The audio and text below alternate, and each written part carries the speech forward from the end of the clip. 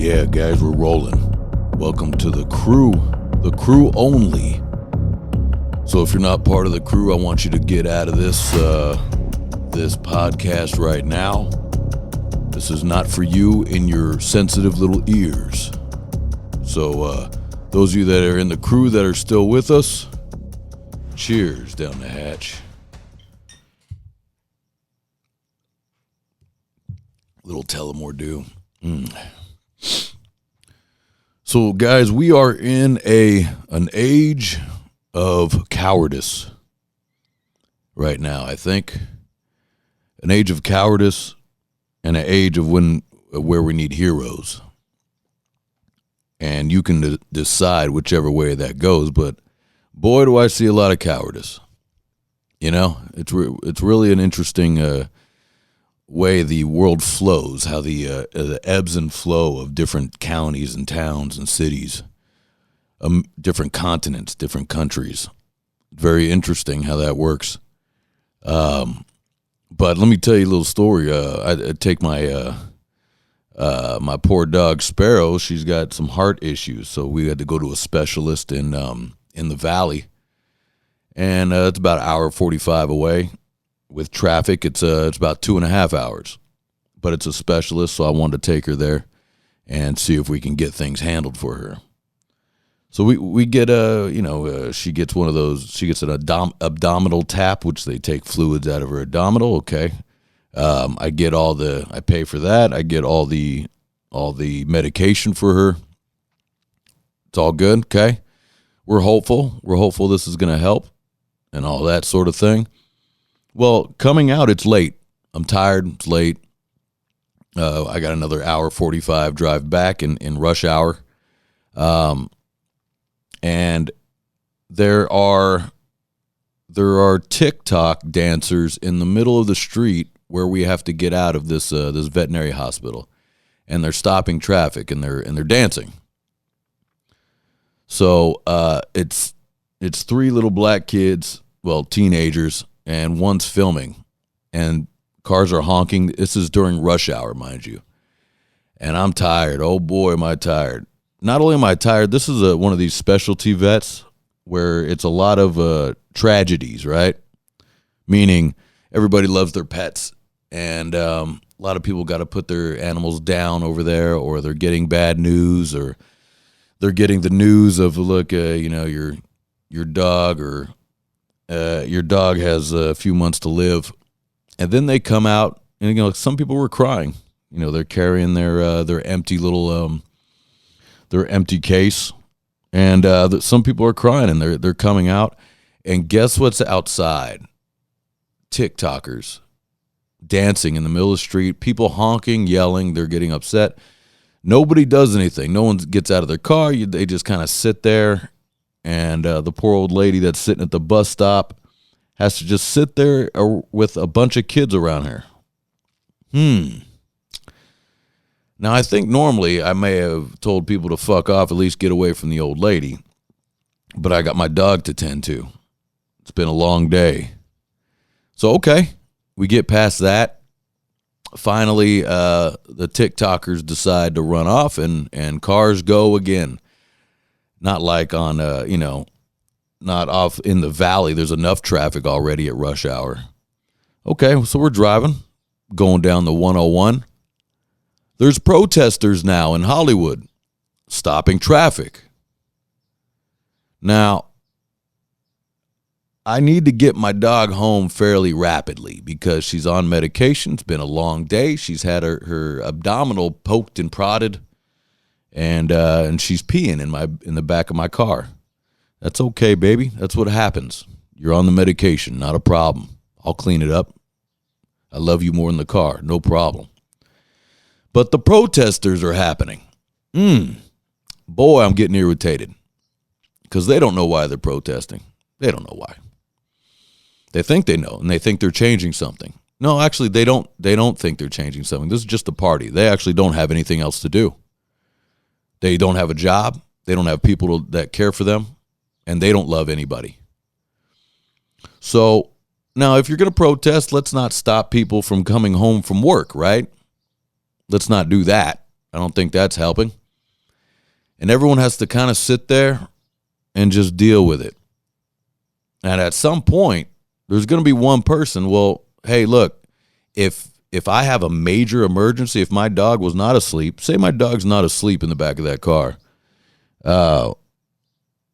say she needs to get to the hospital, she needs to get to the vet now for some emergency, I will run all of you over. No joke. Not even kidding. If there's an emergency, I'm going right through all of you. I might even pull out my pistol that I got in there, right? Now, there's no emergency. We'll sit in traffic. Sparrow's asleep. It's okay. We got everything done that we needed. I'll sit. I'll deal. But I got to tell you, it kind of shows you how many people don't have anything to care for or do. No job, no drive, no hopes, no dreams, nothing they're striving for. That was hundreds and hundreds of people that have made signs. Now, they are a lot of them are definitely paid for. That's a fact. Signs are pre-made for them. That is a fact. And you go, Ian, how do you know that's a fact? Because I've seen the casting call. It's been sent to me before. I've seen the casting call for protesters. So, now obviously it's not me because guess what? I'm busy. I got shit to do.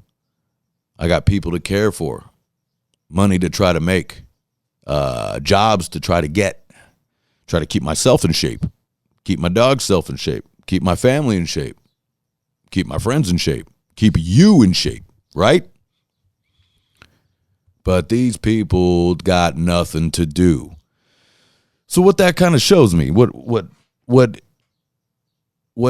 it dawned on me, not that it didn't dawn on me before, but they got nothing. And that look at how many people that are doing nothing.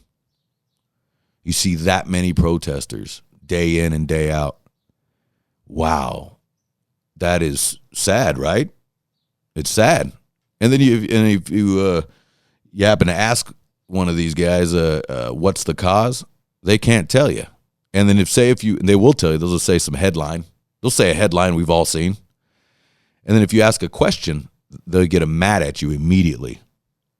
And what that reminds me of is when I was in school, junior high, high school, I would ask a lot of questions. I'm not afraid to ask questions. And the teachers would get really mad at me, like their face would turn red. Even though most of the teachers were black teachers, but I could still see the red face. And I would ask a simple question. And they got mad. I'd ask my neighbor that was sitting next to me a question about what's on the curriculum, what's on the test. They get mad at me. And I look back now as an adult, and I go, I know why you got mad at me. Because you don't have an answer. You're a teacher without an answer. Dumbest teachers ever.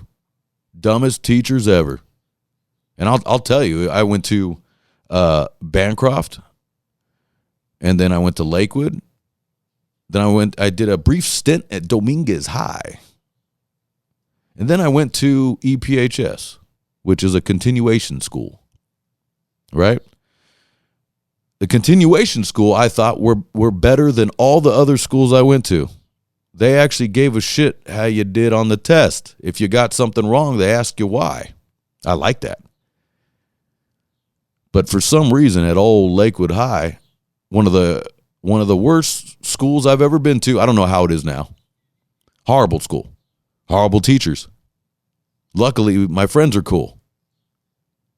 Luckily, I had some friends over there. Lucky I briefly wrestled for Lakewood High, briefly, which was good. I liked the coaches. The coaches were good. So when I say that, it wasn't every single teacher. It was 99% of the teachers. Awful. Dumb.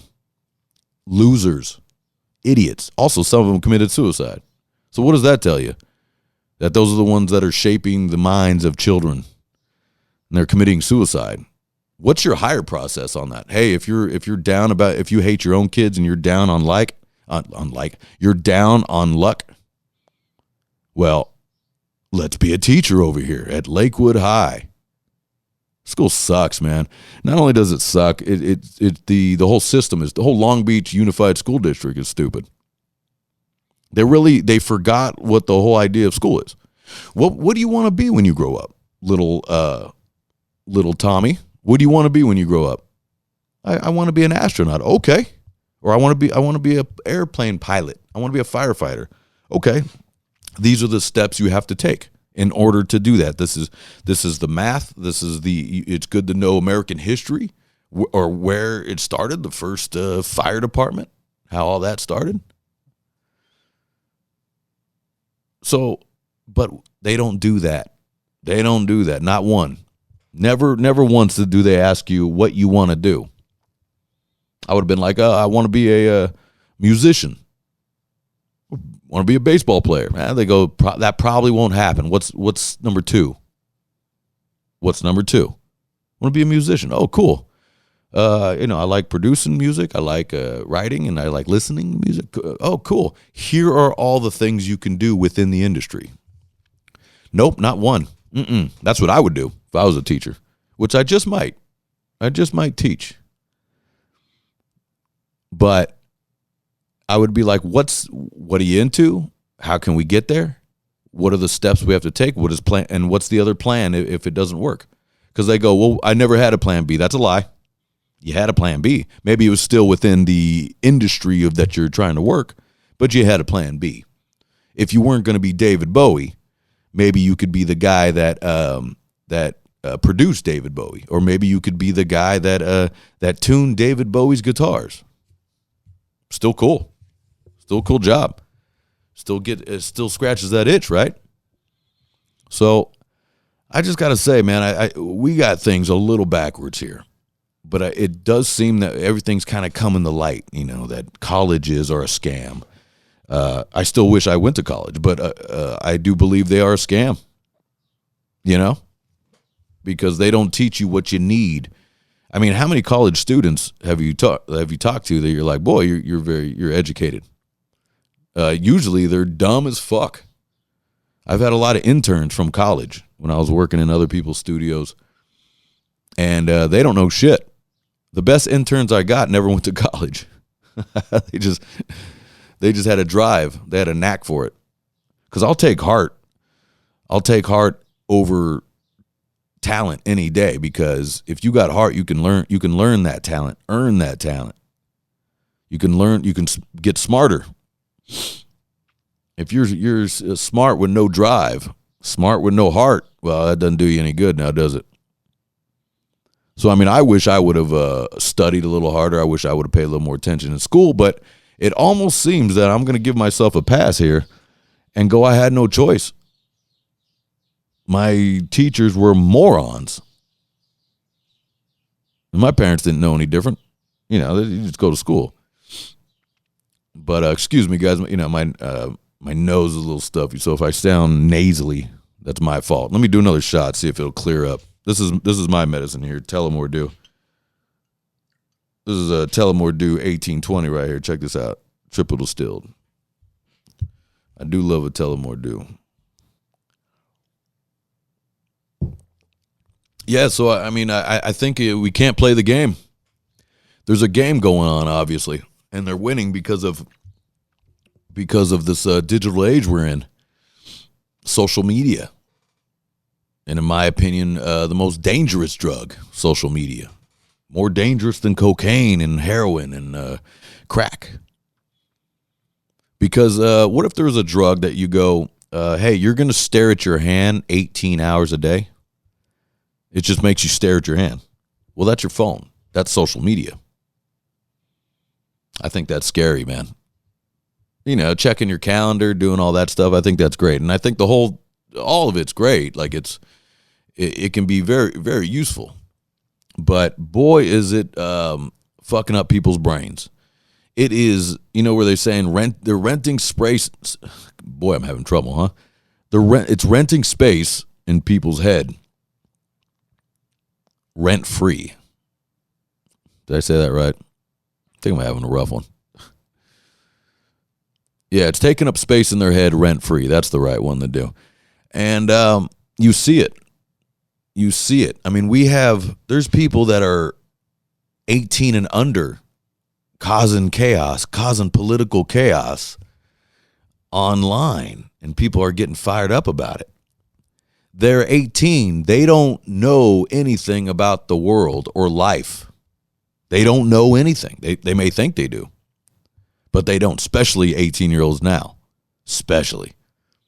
It's too easy. You can't know anything. How would you know anything? You don't have to go to work. You don't have to do anything. You got it easier than any 18-year-old before you. That is a fact. So you shouldn't really have an idea. I don't even think you should vote at 18. I mean, that's crazy. You don't do anything. You haven't done anything. You don't understand. How would you understand? It's not your fault. How would you? So I don't even think you should vote at 18. You know? I don't think I should have voted at 18. Doesn't make any sense. You know, and most of you guys don't even want to drive. When I was a kid, 16, you couldn't wait to drive. Now you guys don't give a shit. You're like, I'll just stay home. I'll just stay home. I don't care. I don't care about getting girls. I don't care about training. I don't care about learning a craft. I'll just sit at home, stare at the television screen. Boy, that sounds dangerous, doesn't it? I mean, come on. I mean, it's like, I think I saw a comedian say that one once where it was like, I forget the joke, but I think that's where I got the stare at your hand was a comedian. If there was a drug that made you stare at your hand, that would be a terrible drug. That's what your phone does. Speaking of comedians, I got to be honest, I've had enough. There's too many. There's too many people that think they're funny. I mean, it's the hackiest shit I've ever seen. They're so hacky, and I think the famous ones are even more hacky because I think they're too famous. Now, I could be wrong. Tell me if I'm wrong. If I'm just the old guy, am I being just the old guy? I don't get the joke anymore. You know, I think I don't get the joke. I think that's what's happening. I mean, Chappelle's last special, that was the most pretentious bullshit I've ever seen. That was awful. I think it's like George Carlin. Instead of it stopped with the jokes and just kind of became preachy at the end. And it's preachy from a place where a lot of times you don't really understand. You don't get it because you're in your bubble. You end up getting a yes bubble. That happens a lot. You get a yes bubble by people that are popular. Never mind famous, popular. You'll get a yes bubble. And everybody will just laugh and say yes because you're the successful one there. You're the popular one. And I think that's what's happened with a lot of these guys. Bill Burr, Chappelle, all the Amy Schumer, they're just in their little yes bubble. They don't understand. And they're done making jokes. There's no more jokes. You're really just using cadence. Now, what sucks is I understand all this stuff, like showbiz shit. So I get cadence, where you do a cadence where the audience is supposed to laugh and they just listen to you, especially if you're famous. But there's no joke. There's no punchline. There's no setup. There's no punchline. You're just telling a fake story. You were telling, like Chappelle's last special is all fake stories that never happened. Not only did it not happen, it wasn't funny. But people were laughing just because they're kiss asses. And I guess I don't have that gene. I don't have that that kiss ass bone in my body. I was at the Improv in Hollywood one night, and comics sometimes just show up and do a set. And Chappelle just showed up and did a set. And he did about 2 hours of just sitting on stage smoking a cigarette. And the crowd was so entertained, except me. I was like, I got to get out of here. I got shit to do. We're just watching a guy smoke a cigarette. That was cool to see him. We were like, oh, shit, Chappelle, hell yeah, this is awesome. And then 15 minutes in, I go, all right, I seen it. Let's go to the bar. I was with a date. I was with my girlfriend at the time, and I go, let's go to the bar. I don't give a shit. There's no joke. You guys are just staring what? Like your eyes are saucers. Just staring. Just waiting to just stare and tip over. Just stare and tip over. That's what it looked like to me. Like out of my eyes, what I would see is just a bunch of people that sees a celebrity and they tip over. Because I think their brain short circuits when they see a celebrity. It's funny. It's very funny.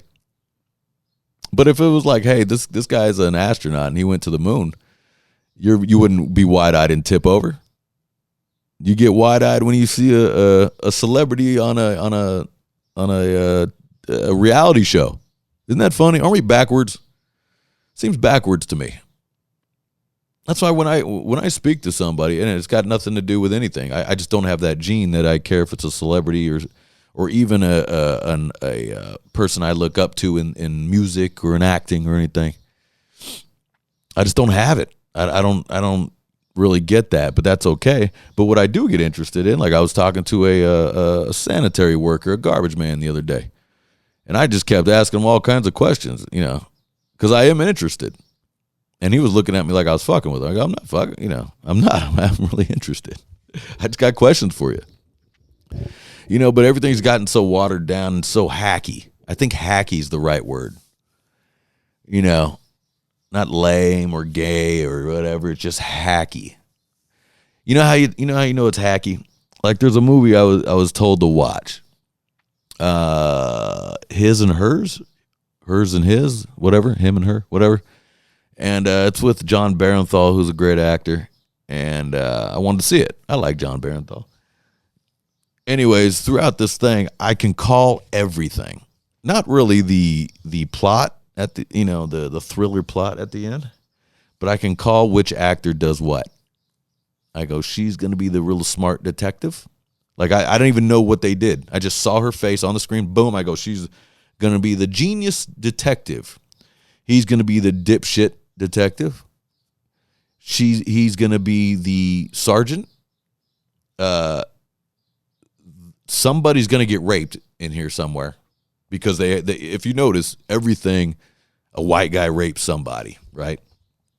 So they're definitely going to rape somebody, which for some reason it really turns me off when I see any rape on any TV, whatever that is. Why I fast forward. I can't see it. I'm just like, what the fuck? I gotta get through that. Whatever that is, I can't do it. And I go, there's the rape scene. Here it comes. Boom. So when I can call, I can just have to look at the actors on a call sheet, or just go when you go to IMDb and you see the cast. I've never even seen the movie. I don't even know what role they play. I could go, she does this, he does that, he does that. Because you can just tell. It's paint by numbers. These real hipster writers only think about one thing. Their head is short-circuited. Rape, everybody's racist, everybody rapes. So it's like it's hacky. It's very hacky. The comedians are hacky. The writers are so hacky. The movies have you can tell what's happening. It's horrible. It's all gone as far as entertainment goes. Musicians are fucking cowards. The musicians, even the ones that I looked up to, are fucking cowards. They're just trying to get likes on Instagram, trying to get likes on Facebook and whatever. It's embarrassing. I mean, it's embarrassing. I mean, here's a good example. Band Dropkick Murphys, one of my favorite bands. Fantastic band, right? You guys all know the Dropkick Murphys. Come on. Well, what's the big topic? ICE and deportation, right? All of a sudden, they come out with a song. Oh, fuck you, ICE. So that means immediately they saw a headline. Made a phone call to the 8-person band, right? Made a phone call to the studio, made a phone call to the engineer. Be like, hey, this is the headline. We got to get in stat. Not to mention, we have to record it, get it down, mix, master it, and do a quick little video. Now it's okay, but you're being topical. And you're playing on likes. I don't like it. There's just something scummy about it to me. There's just something scummy about it. And you go, well, like I even left a message on like one of the things. I was like, wow, you guys were real topical on this one. And then a bunch of trolls and stuff started hitting you up like, no, they're already in the studio writing about ICE. Oh, were they? Were they? They're just able to see, because they don't know how production works. So you definitely have to get in, and it's not being knocked out in 2 days. It's not happening. You're not writing a song, recording it, mixing and mastering, and putting out a video in 2 days. It's not happening. Not by a band like Dropkick Murphys. So what that was they immediately saw a headline and just got to work. And then knocked out a single about a topical subject. And guess what? Just like I talk about on all these things, the subject's going to go away. It just rotates. Revolutions, cycles. Doesn't mean shit.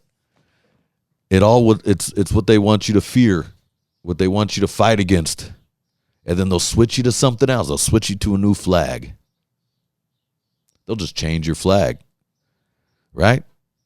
They got your, what was it? They got your Ukraine, then they got your gay flag, and then you got your Palestinian flag. Now you got your whatever else flag, whatever, your Somalis now. Just notice they're telling you this shit. They're making you do this, and you're in hook, line, and sinker because you ain't got shit going on. Isn't that wild? Don't you have your own drama in your own family? I mean, we got fires in this family to put out. Got some tragedies. We got some stuff happening that we got to handle. We don't have time for your flag switching. We don't have time. And I bet you don't have time. My crew ain't got time. We got shit to do. We got records to put out. We got projects to finish. And we got houses to build, flooring to put in. We got shit to do. You guys ain't got nothing to do. It'll go away so quick. And when you're older and you found out that you lived your whole young life with your head in your phone, in a protest that you don't believe in, boy, man, that's going to weigh heavy on you when you start reaching middle age. It's going to be way heavy. I seen you guys. I seen what happens to you when you weren't going after your careers, your jobs, your loved ones, all these things. You got no one to go home to and make love to. Right? Sit on that. You got no one to hold when you go home. And that happens for life for you. That's not good. That's not good. We need friends. We need lovers. That's just real. I'm just telling you real. Human beings need friends, need family, need lovers. That's real. And you idiots are wasting your time away with your head in your phone. Watching me right now. No, well, I'm not talking about you guys. You guys all got families and women, and I know you. I'm not talking about you. You know what I mean. But anyways, I'm gonna wrap this up. Speaking of albums, I got a couple albums coming out. So I got my solo album coming out. I got the West Coast Outlaw album coming out. Go Go Riot's gonna be doing stuff pretty soon. Genocide's gonna be putting out stuff. Dan Levitt. I mean, we got a lot going on, guys. We got shit to do. And I'll see you guys next time on another episode of The Crew Only. I'll see you.